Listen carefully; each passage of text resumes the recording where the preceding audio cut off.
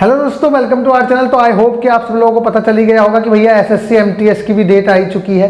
तो लगभग जितने भी एग्जाम्स टीसीएस करा रही है, अभी जैसे सीजीएल का एग्जाम चल ही रहा है या एसएससी एमटीएस का एग्जाम वो कराने वाली है, या अगर मान लो कोई बैंकिंग का भी एग्जाम करा रही है, तो लगभग सारे जितने भी एग्जाम्स वो करा रही है उनकी डेट्स निश्चित हो चुकी हैं। तो जुलाई का जो एंड है वो खाली ही है, जुलाई का जो एंड है वो उसके पास खाली है। और अगर एग्जाम हो भी रहा है, बैंकिंग वाले जो एग्जाम्स हैं, अगर टीसीएस करा रही है तो वो सैटरडे और संडे को ही हो रहा है। तो बाकी जो उसके पास है वो स्लॉट खाली है। और रेलवे भी बहुत ज़्यादा जल्दी में है कि उसका एग्जाम जुलाई में करा लिया जाए, क्योंकि बहुत ज़्यादा हल्ला पहले हो चुका है।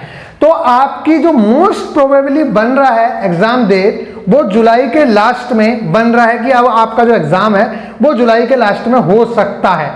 बाकी देखो, ज्यादा कुछ कह नहीं सकते हैं, सिर्फ ये अंदाजा लगाया जा रहा है कि जितने टीसीएस ने एग्जाम कराने थे या कराने हैं उनकी डेट्स आ चुकी हैं, इसलिए आपका जो एग्जाम है वो जुलाई के लास्ट में होने के चांसेस हैं अगर टीसीएस कराती है तो। और टीसीएस के अलावा दूसरी कोई कंपनी दिख नहीं रही है दूर दूर तक भी कि वो एग्जाम करा पाएगी, या ज्यादा से ज्यादा हुआ तो आप अगस्त तक पहुंच जाओगे। इससे ज्यादा दूर जाने के बिल्कुल भी चांसेस नहीं है, क्योंकि ऐसा कोई एग्जाम भी नहीं है जो अगस्त में उसको कराना हो टीसीएस को। तो गाइज, आप लोग अपनी तैयारी को जैसे कर रहे हो वैसे ही करते चलो। बस ये समझना कि हाँ देखो, पॉजिटिव तो आपको बने ही रहना है, बाकी कर कुछ भी नहीं सकते हैं। अभी आप देख ही रहे हो एनटीपीसी वाले बच्चों को, यहाँ का बिहार का बच्चा है तो मध्य प्रदेश, और मध्य प्रदेश का बच्चा है तो उत्तराखंड, पता नहीं कहाँ कहाँ क्या क्या कर रहे हैं। इनकी मनमानी तो चल ही रही है, लेकिन भाई आप लोग क्या कर सकते हो? आप लोग सिर्फ एक ही चीज कर सकते हो, वो है पढ़ना।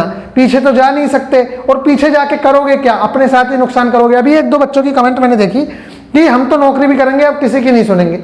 भाई करो ना, किसने मना किया? हमने थोड़ी मना किया।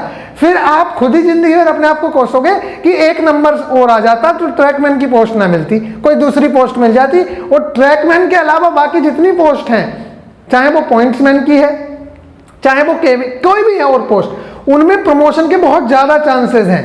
कहने का मतलब है प्रमोशन के भी चांसेस हैं, उन्हें डिपार्टमेंटल कोटा के अंतर्गत भी बहुत सारी वैकेंसीज आती हैं। तो बाद में खुद अपने आप को ही कोसोगे कि उस 5,000 रुपए 10,000 रुपए के चक्कर में मैंने यहां अपनी पूरी जिंदगी भर झंड करा ली। समझ आ रही है ना? तो मैं ये नहीं कह रहा हूं कि आप जॉब मत करो। अगर किसी के पास बहुत ज्यादा दिक्कत है तो वो जॉब ज्वाइन कर सकता है, अदरवाइज आप लोग लगे रहिए। स्ट्रगल सबको ही करना है।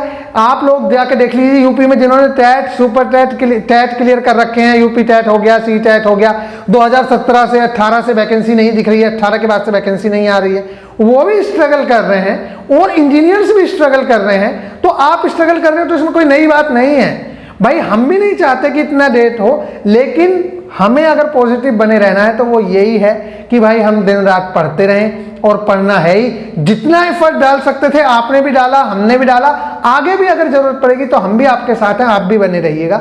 लेकिन भाई पढ़ाई छोड़ना कोई भी विकल्प नहीं है, क्योंकि मैं नहीं मानता कि 1-2 महीना कुछ करने से आपका सिलेक्शन तो रुक जाएगा। ये तो निश्चित है कि सिलेक्शन रुक जाएगा, लेकिन 1-2 महीना कर लेने से ऐसा तो है नहीं कि आप करोड़पति हो जाओगे। हाँ भाई, अगर रोटी रोजी नहीं चल रही है तो आप लोग जरूर से जरूर देख सकते हो काम वगैरह जो भी देखना है। अदरवाइज मेरा सजेशन अभी भी नो है। जब तक एग्जाम जुलाई अगस्त में होने के चांसेस है तब तक मेरा अभी नो है, मेरी तरफ से तो अनुमति नहीं है। और अगर कोई चाहता है तो भैया वो सिक्योरिटी गार्ड जैसी जॉब कर सकता है। अपने किसी सेक्टर में जाने की जरूरत नहीं है, क्योंकि वो तुम्हें परमानेंट करती हैं, काम बहुत ज्यादा लेती हैं। जबकि बैंक के एटीएम का सिक्योरिटी गार्ड को काफी अच्छा खासा टाइम मिलेगा पढ़ने का भी, ठीक है। तो ऐसी कोई जॉब कर सकते हो जिसमें पढ़ने का आपको टाइम मिले, और सिर्फ जागने का काम है तो कोई दिक्कत नहीं है। दिन भर आप सोइए, रात में आपको देखा, मैंने कई लड़के देखे हैं वो इस तरह की जॉब करते हैं। इवन मैं कह रहा हूं मेरे सामने भी ऐसी सिचुएशन आती या आएगी, तब भी मेरे लिए सबसे बेस्ट वही होगा कि भाई मैं क्या करूं, दिन में सोऊं, रात में जाके ऐसी कोई जॉब ज्वाइन कर लूं जिसमें जाके मुझे पढ़ने का टाइम मिले। एसी रहती है, कोई दिक्कत नहीं है। तो अगर एटीएम गार्ड वगैरह की जॉब मिलती है और आपके यहाँ बहुत ज्यादा ही जरूरत है तो वो वाली ज्वाइन कर सकते हो, अदरवाइज मेरा तरफ से नो है, ठीक है। चलिए हम शुरू करते हैं यहाँ पे क्या करना है। तो एग्जाम आपका जुलाई या अगस्त में होने के पूरे चांसेस बन रहे हैं, जुलाई लास्ट में या अगस्त स्टार्टिंग में। तो स्टैटिक जीके में जो हमारे टारगेट्स हैं, जैसा आप लोगों को पता है कि हमारी जो स्टैटिक जीके है बहुत हद तक कवर हो चुकी है, और मैंने एनटीपीसी के रिगार्डिंग बहुत अच्छी वीडियो बनाई है, वो आपके लिए भी बेनिफिशियल होगी। आप लोग भी जाके उस जरूर वीडियो देखने का। या तो वो पब्लिश हो जाएगी या हो चुकी होगी जब ये वीडियो आ रही है। बहुत बेस्ट तरीके से उसमें मैंने चीज़ें बताई हैं, और आपके लिए तो ग्रुप डी के लिए तो हम पूरी तरीके से जान लगा देंगे, झोंक देंगे, आपको लेके चल रहे हैं सही से। अभी भी मैं बता रहा हूँ, अगर कोई बच्चा टेस्ट नहीं लगा रहा है तो प्लीज़ आप लोग अभी टेस्ट लगाना स्टार्ट कर दो, क्योंकि जब लास्ट टाइम आएगा हमारे पास काम करने के लिए बहुत सारे होंगे। इसलिए हम टेस्ट को सब्सटीट्यूट लेंगे, फिर जब हमारे रिवीजन से, कॉन्सेप्ट से टाइम बचेगा तब हम टेस्ट लगाएंगे। फिर अभी की तरह आपको प्रॉपर टेस्ट के लिए दिन नहीं मिलेगा, एनालिसिस के लिए दिन नहीं मिलेगा। जैसे अभी आप लोगों को पूरा टेस्ट का एनालिसिस का भी दिन मिलता है, रिवीजन का भी दिन मिलता है, ये सारी चीजें आपको बाद में नहीं मिलेंगी, समझ रहे हो। तो इसलिए अगर अभी किसी के पास भी टेस्ट सीरीज वगैरह नहीं है तो जितने टेस्ट लगाने हैं आप अभी लगाइए, अपनी प्रैक्टिस कीजिए। उसके बाद हमारे पास बहुत सारे काम रहते हैं, जैसे कि एनटीपीसी वाले स्टूडेंट की वीडियो में मैंने बताया कि बहुत सारे अलग काम हमें करने रहेंगे और किस तरीके से हम चलेंगे वो सारी चीजें बताई जाएंगी। फिलहाल जो है भारत में विभिन्न कृषि क्रांतियां, क्योंकि मैं क्या कर रहा हूं, अब आपका जो स्ट्रेटेजी के वाला पार्ट है, करंट जी के वाला पार्ट है, वो लगभग खत्म हो चुका है। तो बाकी जो चैप्टर्स हैं, जैसे कि बाकी जो सब्जेक्ट है हमारे, हिस्ट्री है, ज्योग्राफी है, उनमें जो मोस्ट इंपोर्टेंट चीजें हैं जो हमारे एग्जाम में आ सकती हैं वो हम यहाँ कवर करते चलेंगे। और वो ये यहाँ के लिए नहीं, आप यूपी लेखपाल एग्जाम देंगे, अपने स्टेट में कोई एग्जाम देंगे, सब जगह ये काम आना है, चाहे वो यूपी पुलिस हो, चाहे एसएससी जीडी हो, इससे बाहर नहीं जाएगा, देख लेना आप, ठीक है। अभी कोई बच्चा पेपर देकर आया था, पता नहीं टेक्निकल कोई एंट्री का पेपर था उसका, वो उसने मुझे मैसेज किया कि भैया बहुत हद तक सारा टारगेट से ही फंस रहा था, जीके भी, ठीक है। तो आप घबराइए मत, आपका ग्रुप डी तो आप छोड़ ही दीजिए, ग्रुप डी में तो बहुत सारी चीजें आपकी फंसनी है, उसमें दो राय नहीं है। चलिए यहाँ पे बात करते हैं स्टैटिक जीके में भारत की विभिन्न क्रांतियां मतलब वही हरित क्रांति।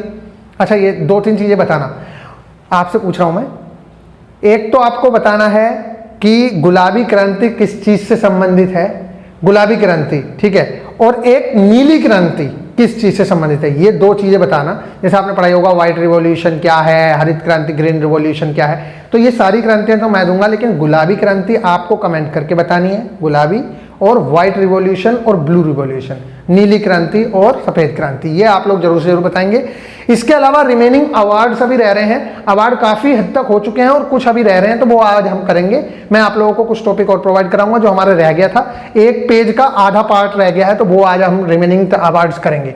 भारत के राष्ट्रीय चिन्ह, अब जो मोस्ट इंपोर्टेंट चीजें हैं वो यही हैं। जैसे भारत के राष्ट्रीय चिन्ह, हमारा राष्ट्रीय गीत क्या है, किसने लिखा है, कितने मिनट में गाया जाता है, ठीक है। हमारा राष्ट्रीय गान क्या है, किसने लिखा है, कितने मिनट में गाया जाता है, शॉर्ट में गाना है तो कितने सेकंड का समय लगेगा, समझ आ रही है ना। ये वाली चीजें हमें पता होनी चाहिए। और जिसने हमारा राष्ट्रीय गान गाया है, क्या उसने किसी दूसरे का भी राष्ट्रीय गान गाया है, ये जो एक्स्ट्रा एडिशनल इन्फॉर्मेशन है ये आप लोगों को जरूर से जरूर इसमें मिलेगी। राष्ट्रीय ध्वज है तो वो कितनी लंबाई चौड़ाई किस रेशियो में है, ये वाला क्वेश्चन आपसे पूछ रहा हूं मैं।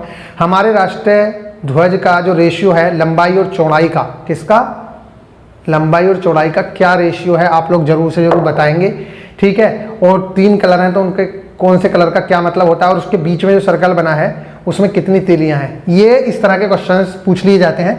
भारत के राष्ट्रीय दल, हमारे भारत में, ये क्वेश्चन मैं आपसे पूछ रहा हूं, अभी तक लेटेस्ट के हिसाब से बताना, हमारे भारत में कितने राष्ट्रीय दल, राष्ट्रीय दल का मतलब है जो ये जैसे इंडियन नेशनल कांग्रेस है, बीजेपी है, ऐसी कितनी पार्टियां हैं जिन्हें राष्ट्रीय दर्जा मिला हुआ है, मतलब जो नेशनल लेवल की पार्टीज हैं, ये आप लोग जरूर से जरूर बताएंगे, ठीक है। आर्थिक समीक्षा का मतलब है जो इकोनॉमिक्स से रिलेटेड करंट आ रही है वो आप लोगों को यहां से करनी है। ये हमारे स्टैटिक जीके के टारगेट्स हैं और ये वीडियोस दोपहर में ही शायद मिलेगी, क्योंकि इसमें आपकी आगे वीडियो जानी नहीं है, यही सारे टारगेट्स आपको कल भी कंप्लीट करने हैं, ठीक है। अभी बात करते हैं साइंस की। तो साइंस में remaining half chapter of the class 9th NCERT motion वाला चैप्टर है। मैं आप लोगों को बार बार बता रहा हूँ, इसके बाद हमारे पास करने को रहेगा कुछ नहीं, क्योंकि आप लोगों ने देखा कि आप PYQ कर ही रहे हो और केमिस्ट्री कंप्लीट हो ही चुकी है, बायो साथ में चल रही है, तो फिजिक्स को बहुत आराम से और धीरे धीरे लेके चलो। इसके न्यूमेरिकल्स भी करते चलना है और इसको समझते हुए चलना है कि क्या होता है त्वरण, एक्सक्लेरेशन क्या होता है वेग, क्या होता है विस्थापन, क्या होता है दूरी और विस्थापन में क्या अंतर है, वेग और चाल में क्या अंतर है। ये चीजें अगर आपको नहीं पता चलेंगी, कौन सी इसमें सदिश राशि है, कौन सी इसमें अदिश राशि है, अगर ये चीजें आपको अभी से क्लियर नहीं होंगी तो क्वेश्चन नहीं होंगे। एक समान वेग का कैसा ग्राफ बनेगा, एक समान चाल का कैसे ग्राफ बनेगा, ठीक है। किस तरीके से टाइम, एक समान त्वरण का ग्राफ बनाना है तो टाइम के साथ वेग कैसे चेंज होगा, समझ आ रही है ना? इस तरीके की चीजें आपसे पूछी जाती हैं, ग्राफ से भी क्वेश्चंस पूछे जाते हैं। तो अगर क्वेश्चन नहीं होते हैं तो एक बार एनसीईआरटी पढ़ लो पढ़ लो पढ़ लो, बार बार बता रहा हूं, सारी चीजें इसमें इतने अच्छे से दी गई हैं। देखो ये ग्राफ बनाना, देखो यहाँ है, ये देखो इससे बाहर आएगा नहीं, यही सब ग्राफ हैं जो आप लोगों को समझाते हैं कि कहाँ एक समान वेग है, कहाँ एक समान त्वरण है। देखो लाइन लिखी हुई होंगी यहाँ सब, ग्राफ के गति के समीकरण यहाँ प्रूफ करे हैं, ये देखो। और बाकी अगर ग्राफों की दिक्कत आएगी तो मेरे पास डेटा है, मैं आप लोगों को वो प्रोवाइड कराऊंगा, आप उससे बाहर क्वेश्चन नहीं आएगा फिर, ठीक है? आप बता दीजिएगा। देखो टाइम की प्रॉब्लम है, नहीं तो मेरा मन करता है अगर डिजिटल बोर्ड होता ना तो आपको पता नहीं क्या क्या पढ़ा दिया होता अब तक। बस उसमें करना क्या है, पेज लगाओ समझा दो एकदम से। यहाँ साला लिखना पड़ता है, पेज लगाओ अलग से, बुक में देखो, बहुत दिक्कत होती है। समझ आ रही है ना? स्मार्ट बोर्ड हो तो आराम से लगाओ और बस समझाते रहो कि ये वाली चीज़ है, ये है, ये है, आसानी से। लेकिन अभी यहाँ क्या स्मार्ट बोर्ड लगे, और फिर स्मार्ट बोर्ड आपको पता ही है कितना कॉस्टली आता है, कोर्स बेचते नहीं है, ठीक है? चलिए, तो ये हो गया। साइंस की मैं बात करूं तो रिमेनिंग हाफ चैप्टर आप लोगों को करना है क्लास 9th एनसीईआरटी, इसके प्रीवियस ईयर भी करेंगे। आपसे प्रीवियस ईयर हो ही जानी चाहिए, तभी आप लोग कंप्लीट मानिए, अदरवाइज कंप्लीट नहीं माना जाएगा। बायो के एक लेक्चर का आप लोगों के पास सजेशन जाएगा, वो आप लोगों को करना रहेगा, एक बायो का लेक्चर, एक बायो का इंपॉर्टेंट पेज, एक कल दिया था, एक आज आप लोगों को करना रहेगा। ये हो गया हमारा साइंस का टारगेट। इसके अलावा जो विज्ञान की बहुत सारी ब्रांचेज हैं उनसे भी लगातार क्वेश्चंस पूछ लिए जाते हैं कि ये वाली ब्रांच किस चीज से, जैसे नेफ्रोलॉजी किससे संबंधित है, ठीक है? तो ऐसी जो हैं विज्ञान की जितनी भी शाखाएं हैं, ये आप लोग जैसे न्यूमिस्मैटिक्स के क्या नाम है वो, अरे मुझसे तो बोला भी नहीं जा रहा, सिक्कों के अध्ययन को क्या कहते हैं, ठीक है? और ऐसे जीवों के अध्ययन को क्या कहते हैं, कवकों के अध्ययन को क्या कहते हैं, जीवाणुओं के अध्ययन को क्या कहते हैं, इस तरह की बहुत सारी ब्रांचेज होती हैं साइंस के अंदर। तो वो वहां से एक क्वेश्चन पूछ लिया जाता है। ये जो छोटे छोटे टॉपिक्स हैं आप अगर ऐसे ही कवर करेंगे तभी इंजॉय आने वाला, तभी आपका मजा आने वाला है। आप देखेंगे जाके कि यार ये तो बहुत सारी चीजें उन टारगेट से फंस गई, ठीक है? और छोटी छोटी कवर, देखो बच्चे कहते हैं कि हम तो बुक से भी कर लेंगे। भाई बात यही है कि बुक से करना होता तो आप कब का कर चुके होते। आपको कोई डांटने वाला है, आपके कोई साथ है जो आपको एक रेगुलर लेके चल रहा है कि हाँ भाई आज ये करना है, तब आप कर पाते हो। नहीं तो आप बुक खोलोगे, आपको लगेगा ये तो पढ़ रखा है, ये भी पढ़ रखा है, तो आप कर नहीं पाओगे। बुक से करना होता तो आप कब का कर चुके होते।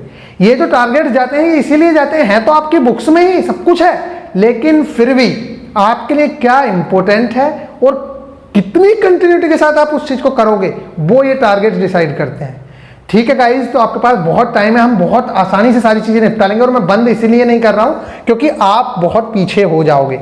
एक बार हम करते हैं और फिर बूस्टर लेके चलेंगे बहुत अच्छे से, ठीक है? तो ये कंप्लीट होने ही वाला है। तो विज्ञान की बहुत सारी न्यूमिस्मैटिक्स, पता नहीं क्या बोलते हैं साले को, ठीक है? मैथ्स है, मिक्सचर के पीवाईक्यू करने हैं हम लोगों को। मिक्सचर के पीवाईक्यू करेंगे क्योंकि हम लोग बाकी के कर ही चुके हैं पीवाईक्यू, आप लोगों को पता ही लग रहा होगा कि अब उससे बाहर कुछ जाना है नहीं। और कंपाउंड प्रोपोर्शन मतलब जो अनुपात समानुपात है उसका हम क्या करेंगे, जो ये कंपाउंड प्रोपोर्शन है, कंपाउंड प्रोपोर्शन में पता ही आप लोगों को किस टाइप के क्वेश्चंस आते हैं। आरएस अग्रवाल में 6 या 7 एग्जाम्पल हैं बस इसके, आप उन एग्जाम्पल्स को भी कर लोगे तो आपका बहुत ज़्यादा बेनिफिट होगा, आप लगभग सारे क्वेश्चन उससे निपटा लोगे। इसके पीवाईक्यू ज़्यादा नहीं है, लेकिन इसके पीवाईक्यू बाद में करेंगे, पहले आप मिक्सचर के पीवाईक्यू करेंगे, ठीक है? जो आप लोगों को करने हैं, आपके पास बहुत सारे टारगेट्स हैं, मजाक मत समझिए, एक दिन में एक चैप्टर निपटना बहुत बड़ी बात होती है, ठीक है? और रीजनिंग में बात करूं तो रीजनिंग में आपने एनालॉजी और सिमिलैरिटी तो कर लिया था चैप्टर।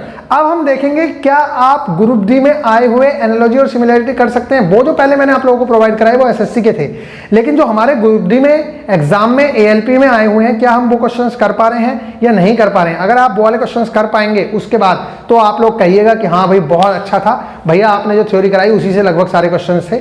तो उसका आप लोग जरूर से रिव्यू भी देना कि आप लोगों के क्वेश्चन फंसे हैं या नहीं फंसे हैं। चलिए बस ये सारे टारगेट्स, और जिन लोगों के पास अभी भी टेस्ट सीरीज वगैरह नहीं है, मैं बार बार कह रहा हूँ टेस्ट सीरीज परचेज कर लो, टेस्ट लगाना स्टार्ट कर दो। अगर आप टेस्ट नहीं लगाओगे तो आप खुद को जांच नहीं पाओगे, अपने लेवल को नहीं जान पाओगे, और जब लेवल नहीं जान पाओगे, मुझसे कोई बच्चा पूछता है भैया गाइड करो, तो गाइड करने के लिए भी मुझे पहले ये चाहिए कि तुम अभी कितने स्कोर पे पड़े हो, तभी तो मैं उसके अकॉर्डिंग गाइड करूं। अब मान लो एक 30 नंबर ला रहा है बच्चा, तो उसे क्या गाइड करना है, फिर उसे उसी तरीके से 0 लेवल से बताना पड़ेगा। कोई बच्चा कहे भैया मेरे 70 मार्क्स आ रहे हैं, तो उसे उसी लेवल से गाइड करना पड़ेगा ना। तो वो पता कैसे लगेगा जब आप टेस्ट लगाओगे। तो अगर कोई भी मुझसे क्वेश्चन भी पूछता है, कुछ करता है, तो जब आप टेस्ट का एवरेज स्कोर बताओगे तभी तो मैं कुछ बता पाऊंगा। और वो टेस्ट कम से कम 5 या 7 होने चाहिए जिनका आप स्कोर बताने वाले हो मुझे, ठीक है? एवरेज निकाल के ही स्कोर बताया करो। चलिए तो गाइज ये सारी चीजें थी। जिन लोगों के पास टेस्ट सीरीज नहीं है आप टेस्ट लीजिए। बाकी इन सारी चीजों का जितना भी निचोड़ है वो आपके पास हमारे टेलीग्राम ग्रुप में जाता ही है, आप लोगों को पता है। ये वीडियो शूट हो गई है, इसके बाद अगर मॉर्निंग में ड्यूटी आती है तो देखते हैं, ड्यूटी लग जाएगी तो ठीक है, अच्छी बात है। अगर ड्यूटी नहीं लगती है तो फिर आप लोगों को वीडियो प्रोवाइड करा दी जाएगी, जो वीडियो हमारी आने वाली थी मिलिट्री एक्सरसाइजेस की।